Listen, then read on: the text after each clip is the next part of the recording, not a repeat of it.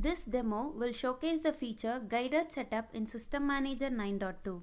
Guided Setup provides the capability to set up the cluster using factory default node, which can be launched using one of the node management IP address where the requirements are all nodes should be of the same model and running ONTAP version 9.2, and the storage system should not be configured for Metro cluster. You can set up the cluster either by manually entering the value or by using a template file. Boot the first node in the cluster. The OnBox cluster setup is then launched.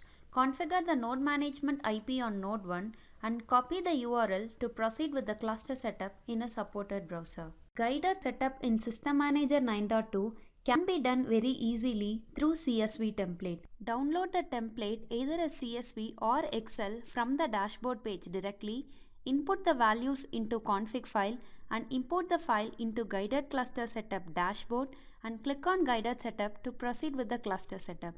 Click on Guided Setup to set up the cluster manually by entering the values. On the cluster page, provide the cluster name, ensure all the nodes have been discovered and are being displayed. You need to set a password for the cluster administrator account. Adding licenses are optional during the setup process. Click Submit and Continue to create a cluster on first node and subsequently join other nodes to this newly created cluster. On the network page, it allows us to set up management network for the NetApp storage system. You can set up cluster management, node management and service processor network. You can either define a range of IP address or manually enter IP addresses to be used for network management. You can also select ports to host management interfaces. Optionally, you can provide the DNS and NTP server details. Click on Submit and Continue. On the support page, if you have enabled auto support, furnish the details for auto support messages. You can set up the event notification either through email, SNMP or syslog. Click on Submit and Continue. On the storage window, it will display the storage recommendation for creating aggregates. You can click on Submit and Continue to create the data aggregate as per the best practices, or you can skip this step to create aggregates at a later time. Clicking on Submit and Continue. You can create and configure protocols for SVMs.